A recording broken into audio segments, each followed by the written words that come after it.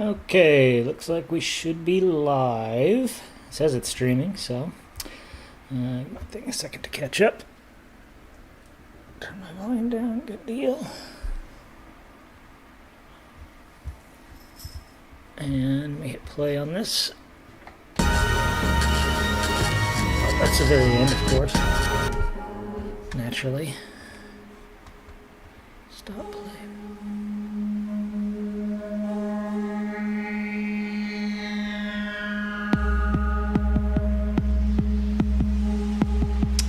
Alright, looks like we are in fact live. Welcome to everyone. This is Ether Diver, and we're covering the last two tracks on Mechanics of Mysticism.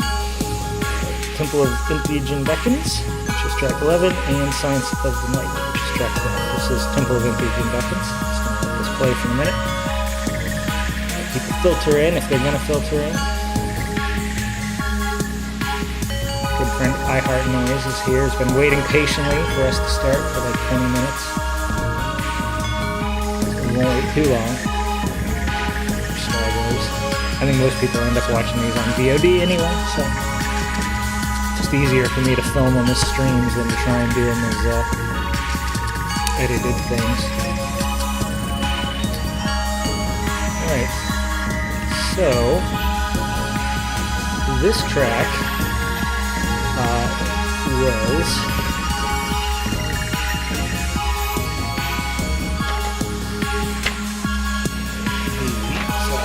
I do have it marked.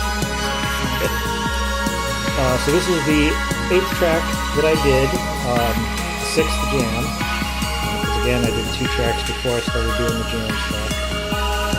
So this is roughly just a little past the halfway mark when I did this one.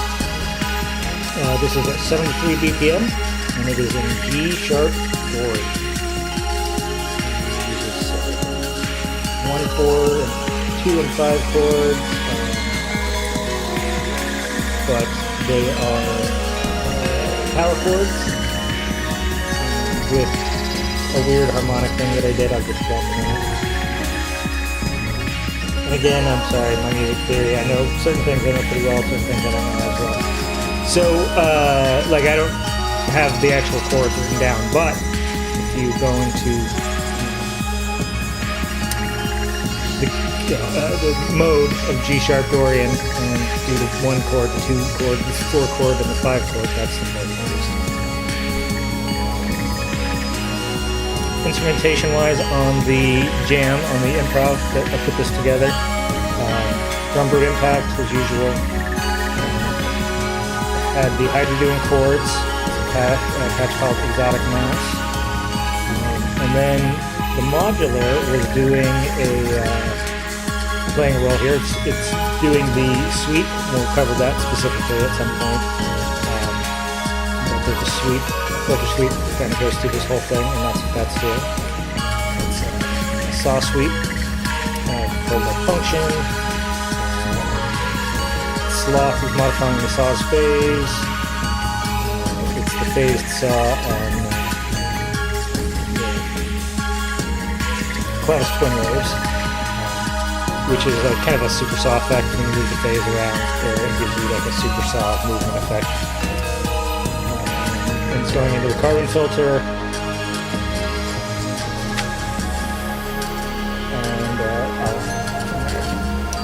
The bass on this is actually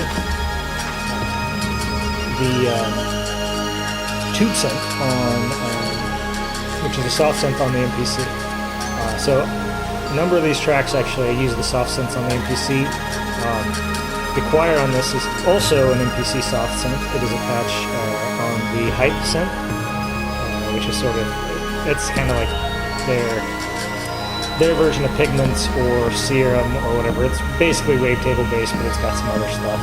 It's kind of like the big synth that comes in MPCs. Yeah, so that's what I used to get started. I'm going to put my headphones on so I can actually hear the music a little better. I'm just sitting on my desk right now.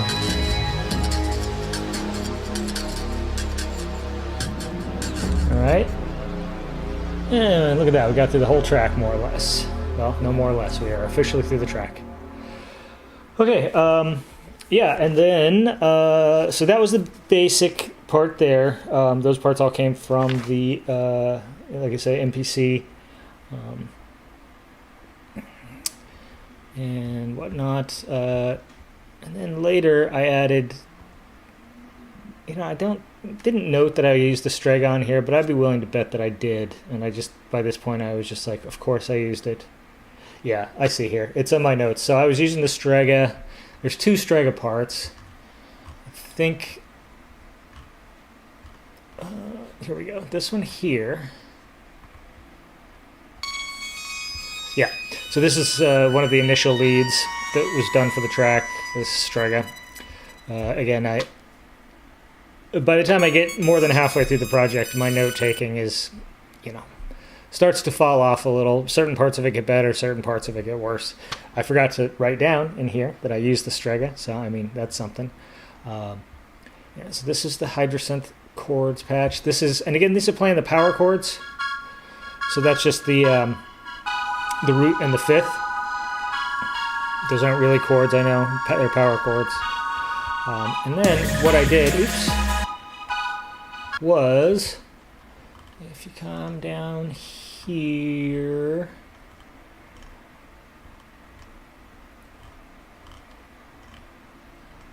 where did I put it? It should actually be grouped in here now that I think about it. Chords, Strega riff, chords, wave station. Oh, you know what? I'm thinking of another track, actually. Sorry. I think it's on the next track we're going to look at. This one where I did that trick. So erase all that. These are just regular chords, the Dorian chords here playing. My bad. And then this part here, they are doubled.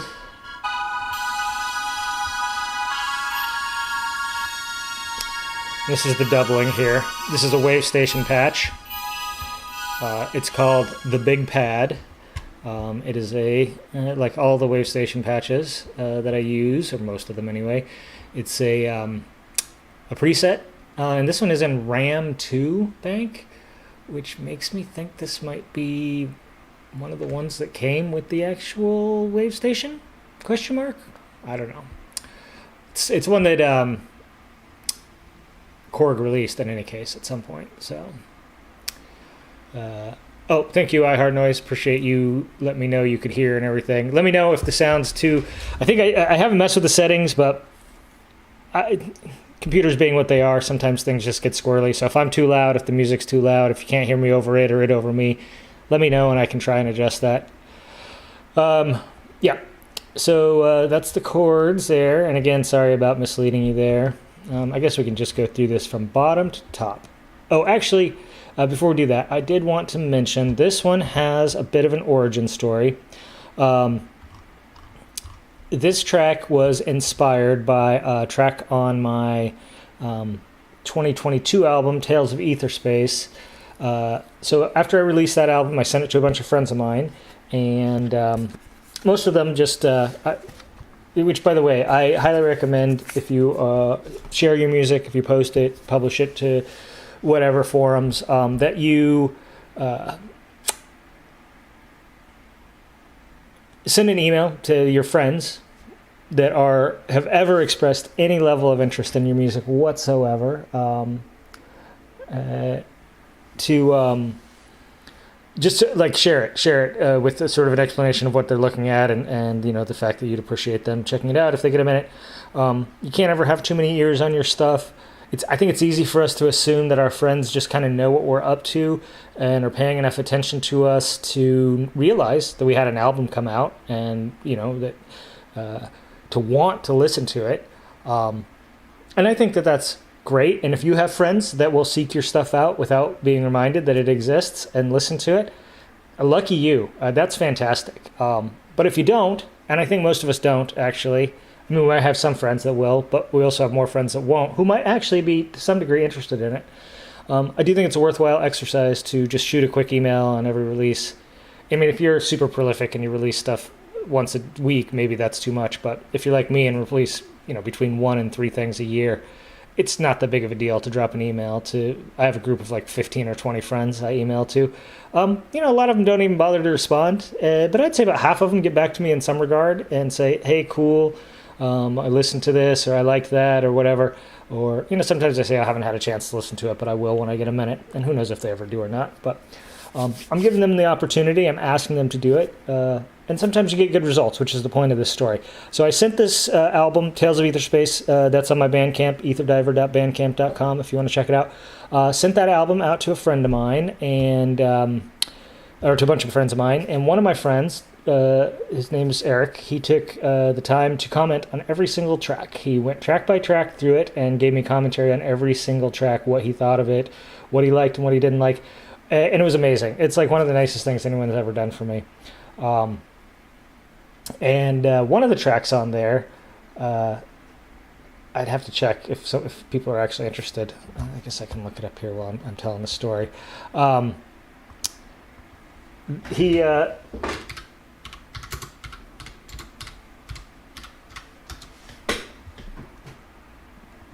it is. I found it already. Oh, no, that's not it.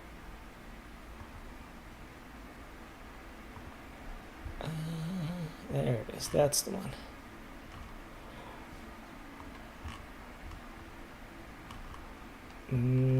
Nope. Still not it. Sorry.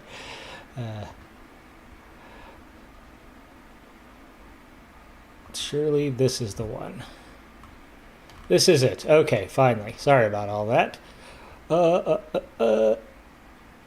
Okay. It's on the track, Even the Strongest Swimmers Falter Among the Tides of History, which again is from Tales of Etherspace.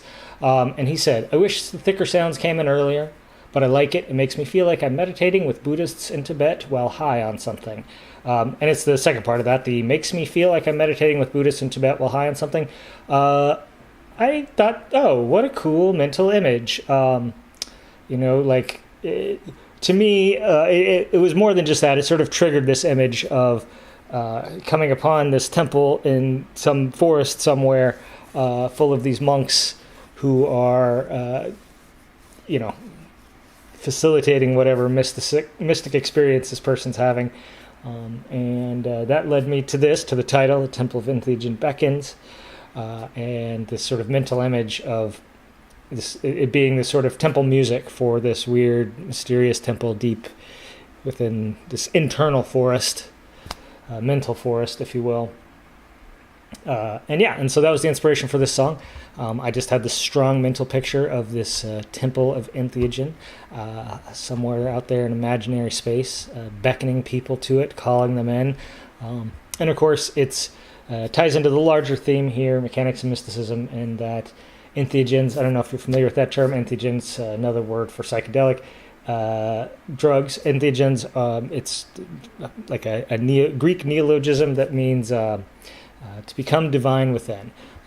So the idea is that these drugs can be used to spark mystical religious experiences, and that's an entheogenic use. So this is about the Temple of Entheogen that's beckoning people in, because of course that's probably the most accessible mystical style experience to most people, unless you count dreams, which everyone has dreams. But I think because dreams are so common, people tend to put those on a different plane. So the next most accessible experience to most people who aren't going to spend years meditating or doing breath training or abusing their body or doing these other sort of things that people have done to trigger mystical experience is to take some drugs. So that's what the song is quote unquote about. And now we can kind of get to the actual individual pieces. Okay, so this here is the drum machine beat.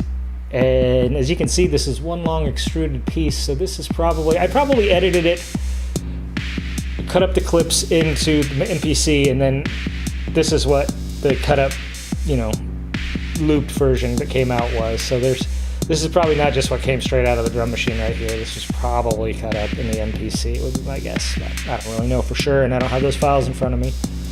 But when I transferred the files from the MPC to this, anything I put together into one long piece came out as one long piece. whatever. Okay, now there's some secondary drums on here, which these are a bunch of drum samples I made. Some of these are available. I've been advertising the last couple days about this on Gumroad. I have a sample pack available. Some of these samples are in there. Excuse me. But yeah, this is just a secondary drum part. It's layered with this.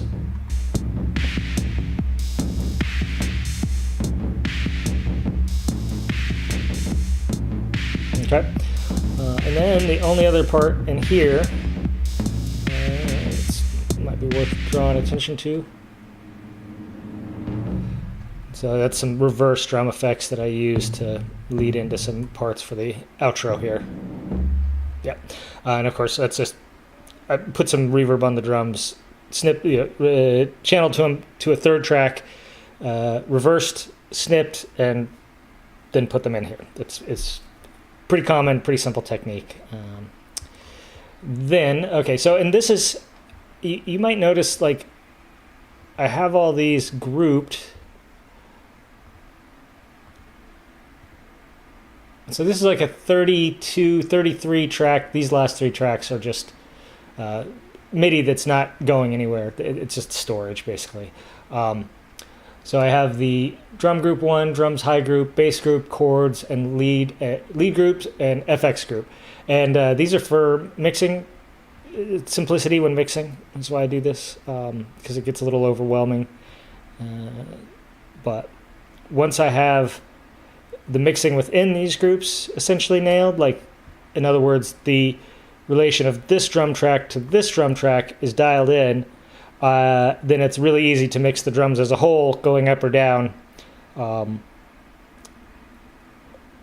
with, you know, any automation or whatever. But as you can see, there's not any automation on this. My mixes are pretty simple. All right, so the next next part here is the drums high group, and so this is hi-hats and stuff. I do it separately because different effects change, EQ settings and whatnot for hi-hats, for the higher, tops, people call them, right? So this is just the hi-hats here.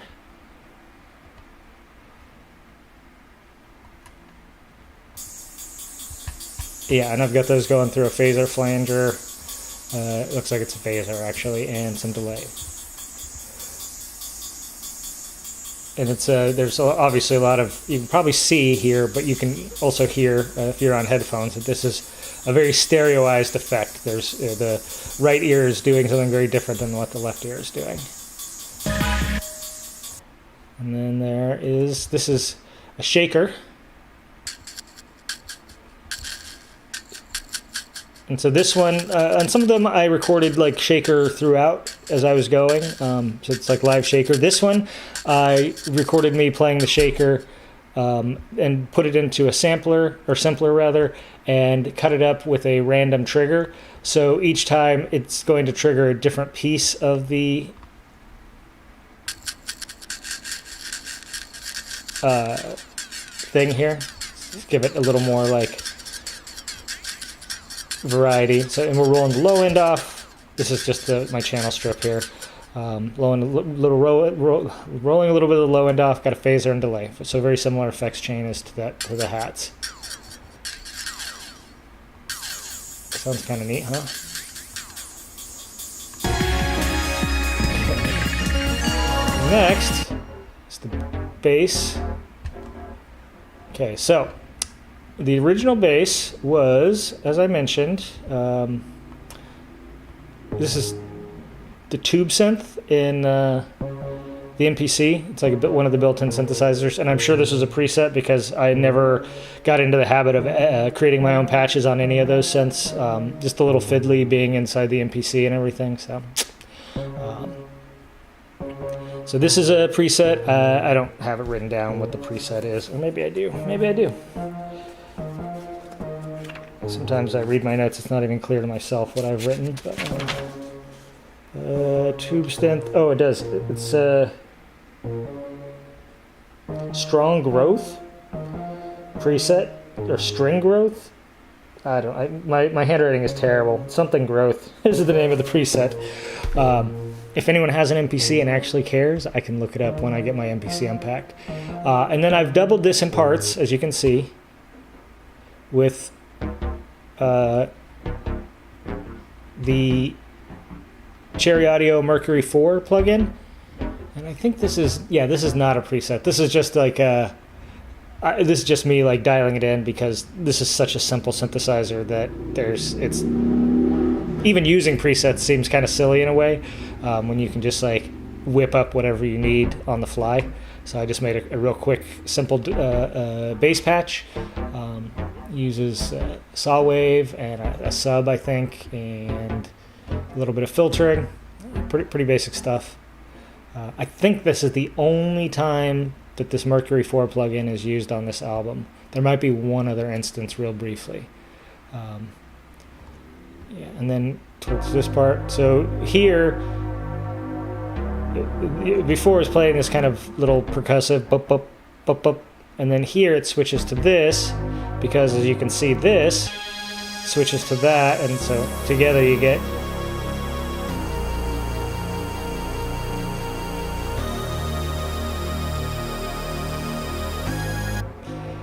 nice little combo effect there. Onto the chords. Like I said, I thought I was telling you something, but I wasn't. We'll get into that on the other one here. Yep, this is the Hydrosynth patch, and then this is a Wavestation preset called the Big Pad. Our leads are diverse group. So we got the Strega riff is the first lead. So this is the one that actually was recorded as part of the initial improv.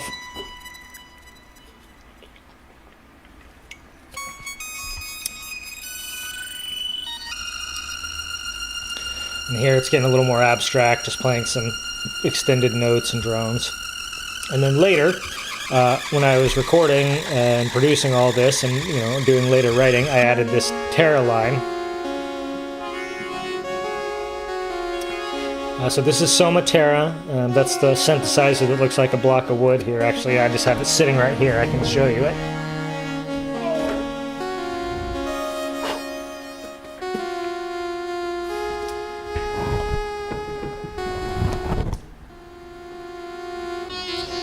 And yeah, so this is me playing the Soma Terra. Interestingly, it is an instrument that can't really be sequenced. You have to play it. So anytime you hear the Soma Terra, that is me playing live-ish. I mean, as you can see here, this is a composite of, looks like 3 bits. Looks like I recorded this, spliced this little bit in here, and then this is either a separate part or maybe a continuation. Maybe I fucked something up here. I don't remember for sure what I was doing, but okay, so the next important part, and this is like a very key component of this, is the choir groups. I've got these in the leads. They're really more like a support element, but whatever. You know.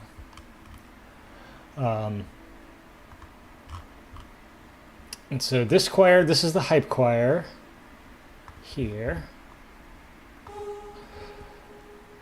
So this is what it sounds like by itself.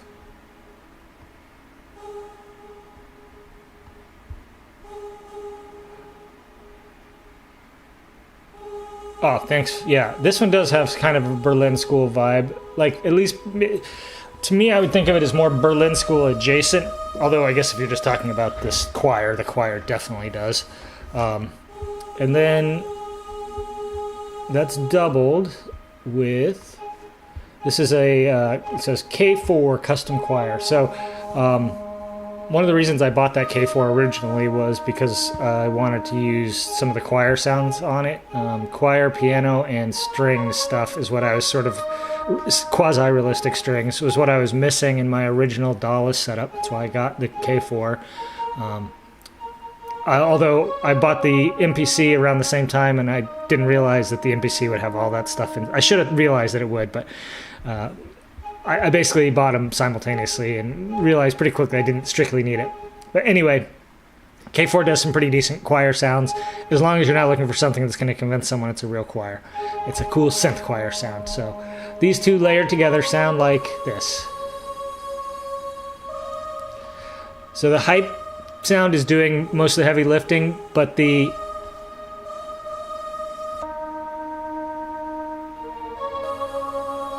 that's together. Sorry, that was just the hype sound. So this is the two choir sounds together, and as you can see here, if it's just the hype sound, it lacks a little bit of it lacks a little depth, and this adds some depth and some more clearly synthetic elements to it. Okay. So that was an important part. This here is me. I love Mellotron. Never owned a real one, obviously. Who could afford such a thing? But there's a pretty decent Mellotron in the MPC. And I tried and tried and tried to get it in there, and I had to abandon it. I just couldn't get it to work. Just didn't work. So the other key lead piece here is the bells. It has its own group too, and it is a 4-parter. So the main part here, I'm pretty sure this is another MPC, probably hype patch.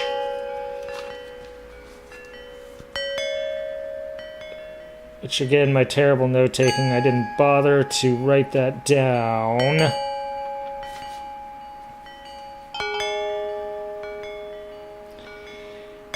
But I'm pretty certain it is. Probably hype again. Oh, actually, you know what?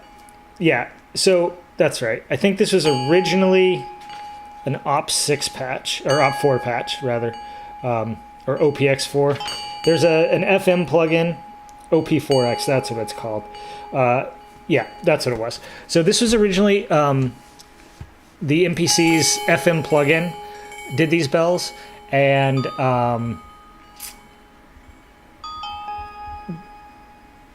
so the MPC had or has this bug where it would sometimes just not, it would just delegitimize your plugins, the paid plugins, and decide that, oh, you need to re-register this, and it's a pain in the ass because it's not on Wi-Fi, and so it was all plugged in. I would have to take it into the other room, plug it into the router to reauthorize it. So I was like, fuck that.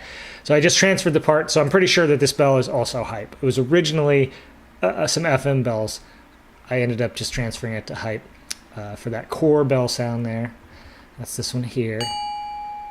Okay, and then that is layered with some weird bell sounds from the Arturia Mini Brute 2. It's running through a bunch of effects. A granular delay, pitch shifting delay, and then a regular delay. And then it's also, I did want to include some FM bells on here, so I used Operator in Ableton to double this part. Or actually, I don't even think I'm doubling it. I think I'm just playing along. So it's not a super complex part. If you're musically inclined, you probably already realize that. So I was just playing along with it, some simple supplementary parts, doubling parts, adding some small harmonies here and there. So this is a preset that comes with Ableton's operator. It's called Bell's Sun. And yep. And then this is Pigments doing a bell sound. And let's look at that real quick. I'm not sure. Is this one I made? I don't think it is. Hold on a second. No. Diego Tejeda. Ring modulator. Yeah. So this is a plugin that came with, I'm sorry, a preset that came with Pigments. And I just was like, oh, yep, that's what I want. Ethereal bell sound. That's what I'm after, all right. So we got the Pigments bells there. So yeah, and again, it's not playing an identical part. They're all playing slightly different. I don't know how well you can see this MIDI here, but everything, all 4 bell parts are all doing something slightly different but overlapping, and they combine to sound like this. And they are one of the key elements of the song here. It uses a lot of the stereo field. There's a lot of stereo information going on. Stuff moving around, weird little shifts timbrally. Yeah, good stuff. Okay, so FX group. So here, this sweep is arguably, this is what I was saying, this is done in modular. It's one of the most important pieces of the song. I feel like this runs through the whole song. You can hear it's just playing the root, so it's just G sharp. And there's the filters opening and closing. That's it, along with some chaotic shift of the phase of the sawtooth, which gives it just a little bit of movement, some very subtle movement. That plays all the way through and then by itself, and then towards the end, for the outro, I layered in this micro freak sweep. And then for the very, very outro, I also labeled in a sweep on pigments. That this one is actually one I did create. It's called Pig Sweep or Pig Sweeper. I name a lot of pigment stuff pig something because it's like just generic thing that's done in pigments. Yep. So and together, those sound like.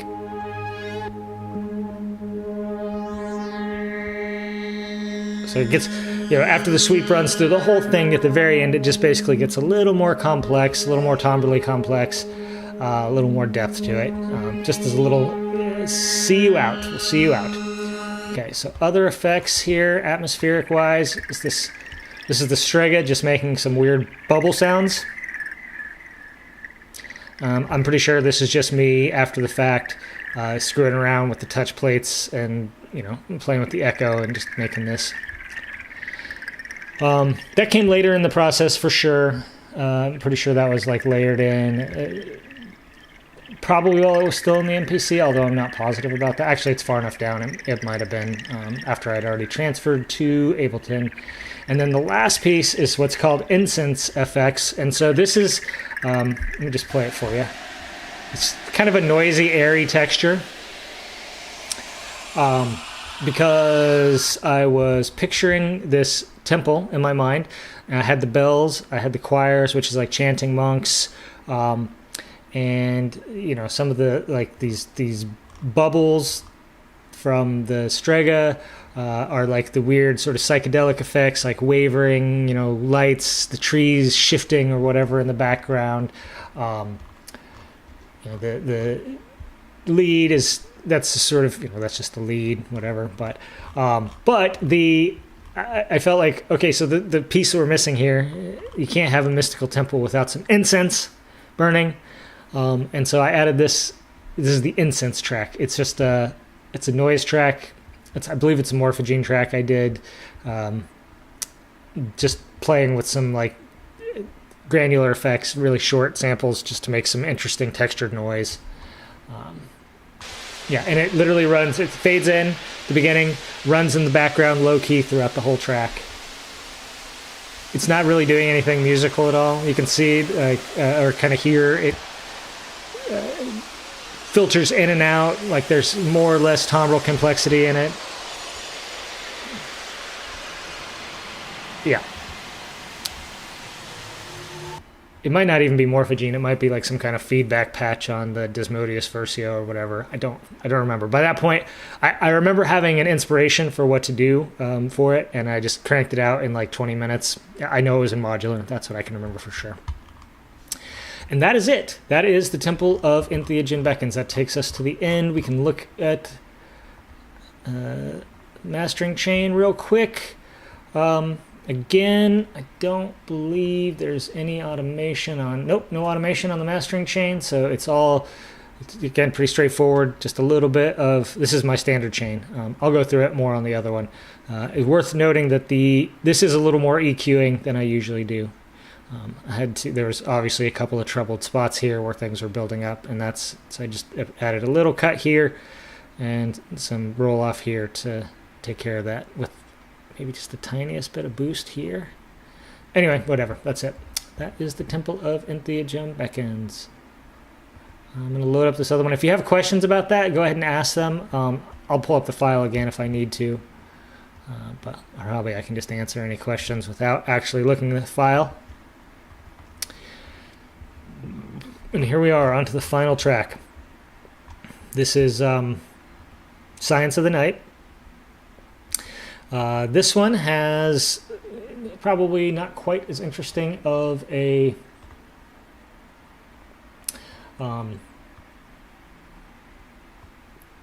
title story. It's just, if I'm being completely honest, I just thought Sceince of the Night sounded cool. I mean, there is some sort of like, if you do like doing psychedelic drugs, doing magic, occult stuff, I definitely feel like that stuff always works better at night. And that's my justification for including it here, is that you can get a lot more mileage from all these techniques and tools in the night. Things just seem, the veil between the real world and the imaginary world just seems a little thinner at night, right? No matter how brave you are, sometimes it's a little creepy walking around outside at night. Like there's just something deep within our psyche that suggests that the night is not to be entirely trusted, but that there's some power there. And so that's sort of what the name is about. But really, and you get right down to brass tacks, I just thought Sceince of the Night sounded cool, and I wanted to make a track called Sceince of the Night. Okay, Sceince of the Night is, interestingly enough, so it's the last track on the album, and as sometimes works out, it was also the last track that I recorded. It's a track, it was 13 of 12 of what it ended up being. There's an abandoned track that I recorded right before this. Right before this. So that's right. That's just a crazy like pendulum freak out that I decided was, the rule of cool is the best rule. Thank you, solid state sunlight. There's no arguing with that. Realized that I didn't want to include the weird pendulum freak out because I love that stuff, and but it has a much more limited audience, and I thought that this album had an opportunity to be, not like broadly popular or anything, but more accessible than some of my other stuff, certainly. And I didn't want to put in a track that it was going to cause people to bail, especially because if I couldn't fit it into the overall flow of the album, it just seemed pointless. And I screwed around with it just a little bit before I pretty quickly decided to abandon it. So, but maybe I'll do something interesting with it at some point, release it as a separate thing or whatever. But this track is a 69 BPM. Nice. It's in D minor, and it uses the famous pop chord progression. It's a 6-5-4-1 chord progression, descending chord progression. And this is the one that I use the power chords on. So there's multiple synth parts on the MPC, dub synth, bass, and the third of the power chord. I'll go into that in a second. This is the third of the chord that actually makes it a chord. The Hydra's doing the power chords, and it's doing a patch called FM Driver. So this is most of the parts were on the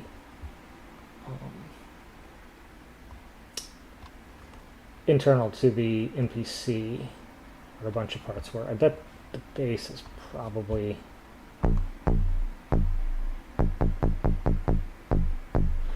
No, it doesn't say here.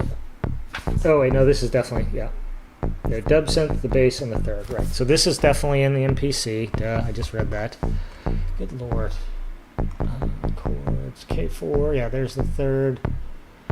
So here's the Strega.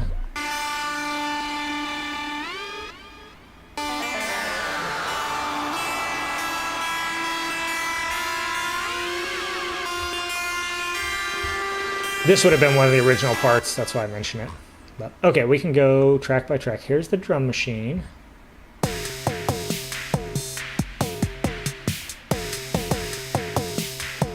And this is also, once again, sort of doubled, supplemented by some drum samples that,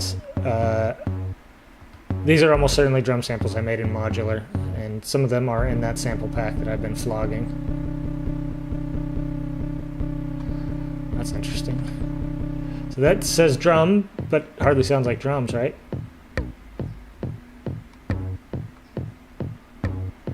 That's the intro bit there. More drums. Let's see what this is here. Yeah.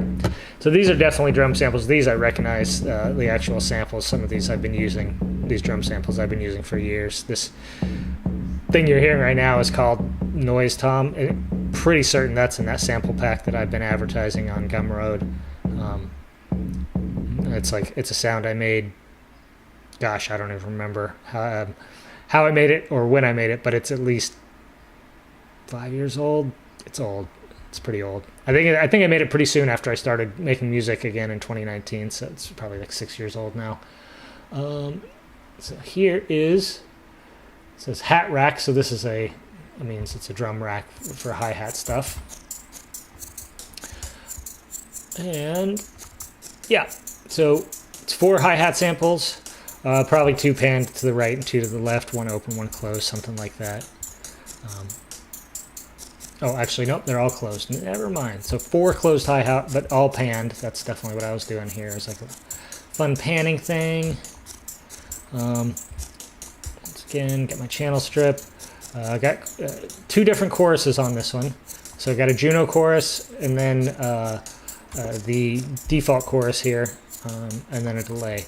And usually when I do this 2 chorus thing, it's 1 deep and slow, 1 fast and shallow, something, so this is actually, maybe in this one it was probably deep and fast and slow and shallow. I mean, either way, you just sort of contrast the settings to get the extra swirliness from your chorus.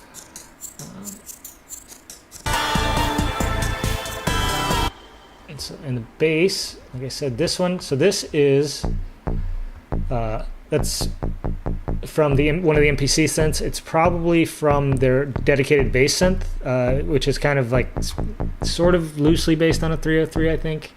I can't remember what it's called. It's not a very creative name. And then I doubled that in pigments. Let's see what I got going on here in pigments. Wave folding bass. By 10 phantom rooms. Again, it's just another. Very few of the pigment sounds on this are mine because I actually only had pigments for a short time before I went DAWless, and I lost all the sounds that I created. It wasn't a lot anyway. It was like 2 dozen, if that, maybe 15, 20. When I went DAWless, I didn't back them up, and they were lost. And so when I went back to using a DAW partway through the production of this, roughly halfway through, I just had the presets that came with it. And I did make a couple custom patches, but not very many. Mostly I just used presets. So yeah, so here we've got the 2 things. So sometimes it's just one, sometimes it's the other, sometimes it's both. Yeah, okay, you get the idea. Okay, so the chords, I mentioned on the other one that they were power chords, but I was wrong. But this is what I did here. So what I did is I just recorded the power chords. So again, that's the 1st and the 5th, the root and the 5th, I should say, of the chord, and they're playing a fairly percussive pattern.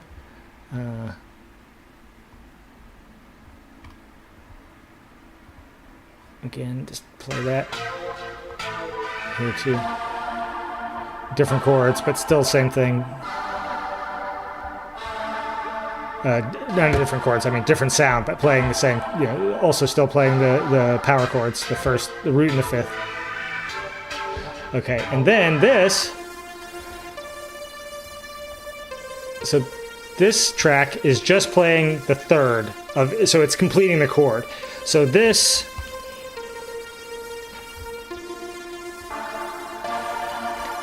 so now we've got the full chords, even though they're different instruments. And so this is just sort of, this is sort of a technique borrowed from more traditional arranging and composition. Obviously, if you're writing for orchestra, you cannot, violins don't play chords, right? And some instruments, so you have your violin section, each violinist plays a note of your chord, or the violin plays the top note, and the viola plays the middle note, and the cello plays the root. And then you have a string chord that is made up of 3 different instruments. So that's the same, whereas on a piano, obviously you have your thumb's going to play the first note, and your forefinger is going to play the second note, and your middle or ring finger is going to play, complete the chord, right? So it's just difference in sort of approach. I thought it would be an interesting way to do it. I messed around with something similar on some other tracks. You can go back and watch those where I talk about that. But then I also kind of doubled up the chords with, pretty sure this is... Nope, these are also, this here is just also playing... See, I was going to say that, but then nope, it's also just playing the root and the third again through this. And this one is E piano detuned with the electric piano preset, or rather instrument, built-in instrument from Ableton. It's just...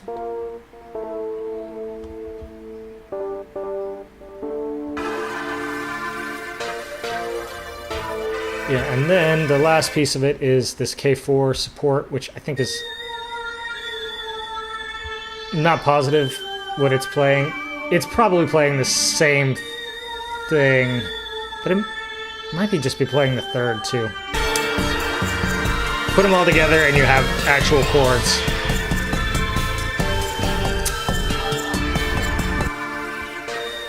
Highly recommend looking into techniques. Oh, and then at the end here I also added a wave station.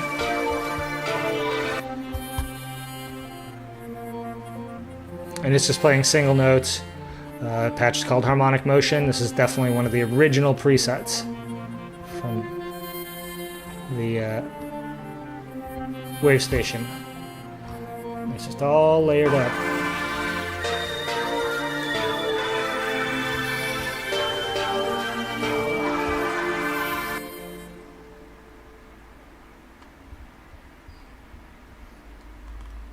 Hey, Uncle Cardboard, thanks for stopping in. I know this is not exactly your jam, so I appreciate you taking the time to stop in and say hello. Okay, last, well, not quite last, but we're getting towards the end here, is the leads group. I think the next thing is just effects. Yeah, so we have the leads group and then the effects group, and then we've reached the end. So the leads are kind of interesting. Got this Strega doing this part here.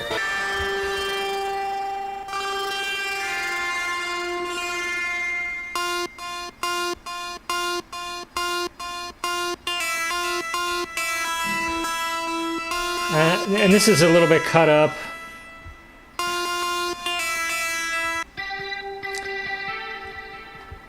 Then you have ionosphere guitar, which is this is the exciter instrument, which is a physical modeling instrument with a buttload of built-in plugins on it. Just tons of effects to make it sound guitar-y. It's just a fake guitar sound. I like fake guitar sounds. I'm not trying to fool anyone that it's a guitar, but I like sounds that sort of sound like a guitar. Fill a somewhat role. Yeah, and so this part and this part, so these are the two dueling guitar leads, if you will. This is a Op6. This is an FM synth. This one is a custom patch that I made. It's called Guitar Whiz. It's just a fake guitar sound. And so this is kind of interesting. Maybe it's interesting. I don't know. It was interesting to me. So the actual notes of this part, so it's this Take It Easel is, it's the Strega part here, right?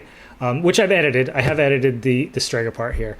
But what I did is I took the original MIDI for the Strega part and ran it into, one of them went directly into the one instrument, which was the, I don't remember which one went in as is. And again, it doesn't matter because I had edited the one this Strega one. Anyway, but the ionosphere guitar one got the, let's just say for the sake of argument, got the original MIDI from that Strega part. And then when I needed, I'm pretty sure this is actually what happened just based on the order that they're in here. So then I was listening to this, so I had altered the Strega part and doubled it with this instrument. And after a couple months of playing with it and listening to it, I decided it needed another part, like another kind of a counter guitar line, kind of that deal where you get two guitarists and they're sort of playing off each other. Oh, a little more volume on my mic. Yeah, it's so tricky to get the levels balanced on here. Let me give you a little boost.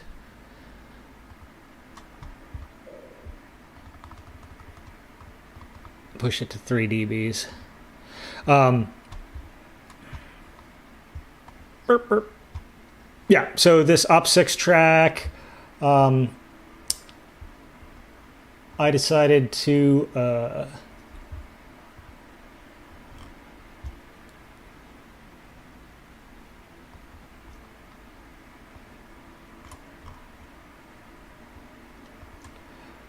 what I did is I took the MIDI and I flipped it around backwards. So the one part is the part playing forward, beginning to end, and this other part, the counterpart, is the same MIDI part going backwards. I wasn't sure if it would work, but I listened to it and I thought I did, and no one has called me on it, so I'm going to say it does work. So yeah, so these the two guitar parts are just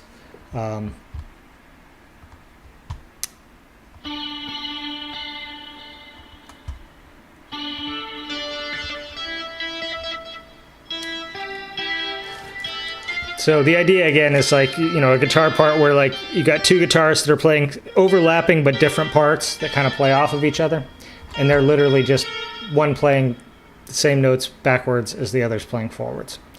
So it's kind of fun. And then I also doubled the Op6 part with some Mini Brute. Just same thing, sent the same MIDI to the Mini Brute and cut some parts of it in here to just to add a little non-FM vibe to it, you know, a little more energy, if you will.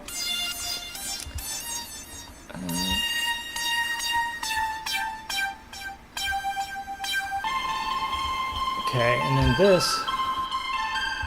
this is another like Strega slash, actually I think this is probably the O Coast, playing through some spring reverb and PT 2399 delay. This is just sort of adding, you know, I mean it's not a melodic element, it's just kind of a, I guess, a harmonic background element. And then this is a weird sample being mangled through a granular engine.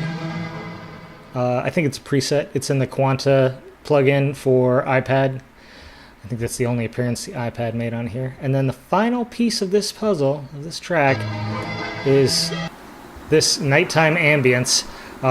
Again, this track is called Sceince of the Night, and towards the end of its production, 2/3 of the way through, I decided that it just needed something. I wasn't really sure what.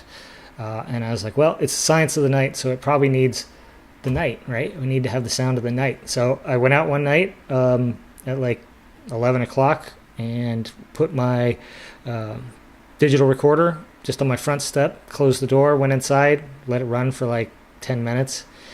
Went outside and got it. So it's, you know, distant traffic sounds. So this is what my neighborhood in Menifee sounded like at 11 p.m. at night in the summer of 2024. Yeah, there's some car sounds. Some I've got it. I'm filtering out the bottom end because it was pretty rumbly. I think there's maybe some insect sounds in there that you can just hear. But it adds a nice atmosphere, some ambience. Again, with electronic instruments, it's really good to have some real world, anything that you create entirely within a computer or, a bunch of gear that never touches air. It's good to have a little bit of air sound, something, anything. Sometimes I record shaker parts for that, just like live, just record them sitting in front with the headphones on, listening and just recording a shaker part. Sometimes that's like things like this, just anything at all to like add a little bit of air, a little bit of real world ambience to your thing. It really livens the track up. And yeah, that's it. That is literally it. Mastering chain again, this one's, it's all pretty simple. Yep, no automation on this one either. I think there was one track that was automation, had a little bit of automation, and I didn't even end up looking at it. But that's my mastering chain. That's all my tracks. That's the album. That's the Mechanics of Mysticism. We did it, folks. We got through it. We have 4 minutes to spare. DAW journey. Oh yeah, for sure. We definitely have time. So in 2019, I got back into making music. Was sort of having a life crisis at the time. Needed something to focus on. Decided it was time to find out if music was for me or not. I had dabbled lots in the past. I'd released a couple of things. Released an album with some friends of mine at one point, and had recorded, a few dozen tracks here and there that never got released. But I hadn't really spent any significant time on it in more than a decade. So I got back into it, got a cheap version of Ableton, produced a couple tracks in that, and then I got seduced into adding a little bit of hardware, and then I added a little bit more hardware, and a little bit more hardware, and I was still working in the DAW the whole time. I actually even upgraded to the full version of the DAW in the meantime, but was just finding it was more rewarding, and I did better meeting my deadlines when I didn't use the DAW. And because the DAW is so deep and so fiddly, so many things you can, so many different things you can touch and play with and whatever to tweak things, that I think I was a little overwhelmed by the possibilities. Limitations breed creativity and all that, and was just finding that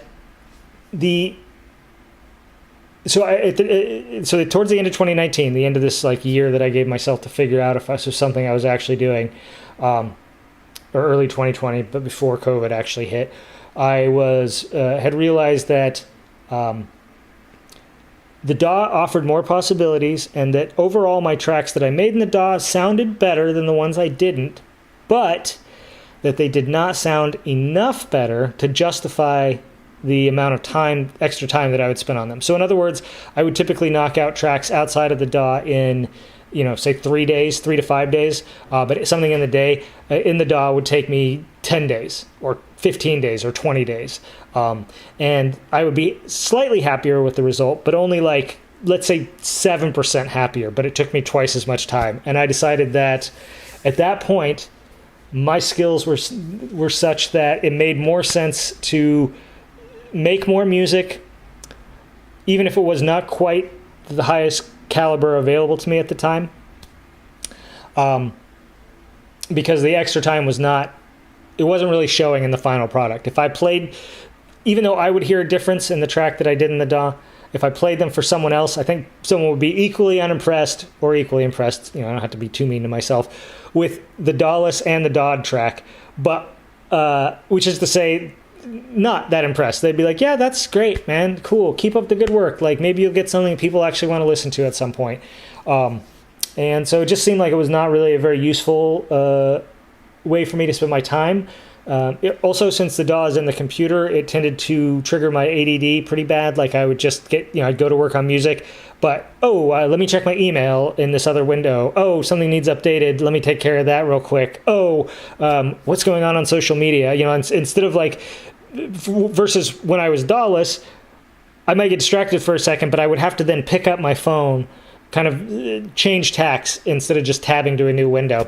And so it seemed like a way to keep me a little more on task as well. So all those things combined to make me go DAW-less. And also probably I was getting into modular, and that probably part of it was just what do I need a DAW for? I've got this cool mechanical fucking monster over here to play with.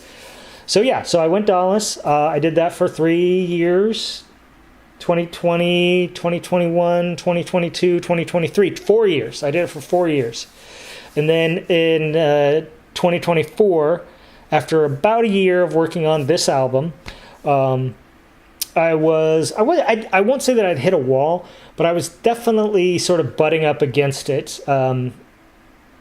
Just felt a little stuck with how to proceed with these tracks. Definitely was not happy with where they were, did not feel like they were finished, but was happy with the core of them. And I would have just kept going in the... It's actually kind of funny how life conspires. I would have just kept going in the MPC, and I would have gotten there eventually, I'm sure of it. But my computer at the time, PC, was dying. It was like 15 years old, so it was a miracle that it had even lasted that long. And I needed to get a new computer. Did some research, and what was finding is even though my computer was fucking ancient, replacing it with a new one of similar power was going to cost a lot of money, like $800, $900, $1,200 probably minimum, and to stay in the PC world. To any PC that was like $500-$600, which was kind of my budget for it, was actually going to be less powerful than my 14-year-old computer, which admittedly at the time was a real beast. Now, not in every way, but like it was going to have less RAM and less storage, which the storage is neither here nor there. That's pretty easy to solve. But, less RAM was definitely kind of a sticking point, especially because it was going to have to run Windows 11 instead of Windows 10. So less RAM really did not something I was looking forward to. It failed in some processor benchmarks compared to the processor I had in there. Plus, like that computer had all this, dual DVD drives, blah, blah, blah, all this shit that wasn't going to be in my new computer. And I was like, well, that sucks that I'm going to have to spend all this money to take a step back. And then someone suggested that I look into a Mac because they offered a much higher performance to price ratio on the low end, at least. I think on the high end, it's maybe less true. So I did some research and found that the Mac Mini Basic 1, that even though it only had 8 gigs of RAM, ran much faster than a PC with several times that. So, and could run the DAW. That was really the other kicker. That supposedly it could run Ableton great. And so I was like, well, that would be interesting if I could get back into Ableton. Maybe it would be worth it. So I talked to some people, and they all assured me that M1 or M2 Mac with base 8 gigs of RAM would run Ableton just fine, as well as all my web browsing and all that. And so I said, fuck it, let's give it a try. I bought it from Amazon, the first one I bought from Amazon. Ashamed to admit it, but I did, so that I could return it if it didn't live up to expectations. But I spent a month playing with it, and we decided, no, this is great actually, and yeah, went from there.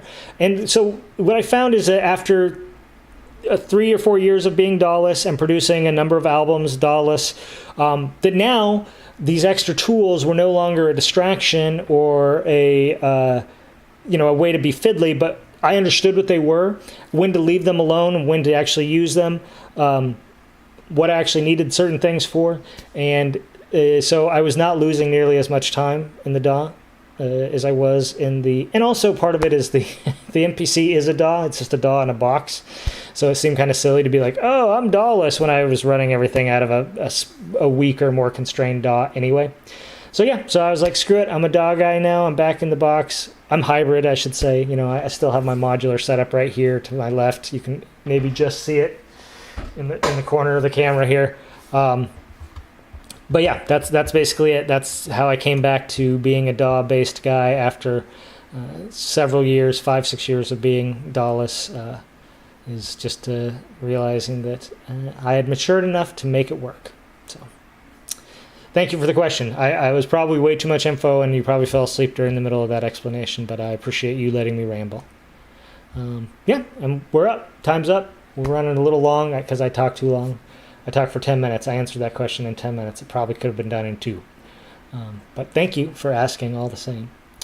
And thanks for everyone who came to this, who checked it out, watched the series. The whole series is available as video on demand. This one will be available as VOD within moments of me hitting stop recording or stop streaming. It'll be up, and I'll add it to the playlist later today so you can watch the whole thing. So next week I will not be streaming because I'm traveling for work for my quote unquote. Well, it's not my day job; it's one of my freelance jobs. But I'll be at a car event in Arizona rather than in front of my computer to stream. So no stream next week. But I think when I'm back, I might do like a just goofy Friday night hangout stream, so we can all get drunk or high together and screw around with pigments. I was thinking maybe I could go through some of my presets and we could pick out some stuff to release as a pack or whatever, some of the presets I programmed. But yep, that's that. Thanks everyone for coming. I really appreciate it. I Heart Noise, Solid State, Uncle Cardboard, whoever else might be in here. Really, really appreciate you all. It's been wonderful hanging out, and yeah, take care, and we will see you online. Bye.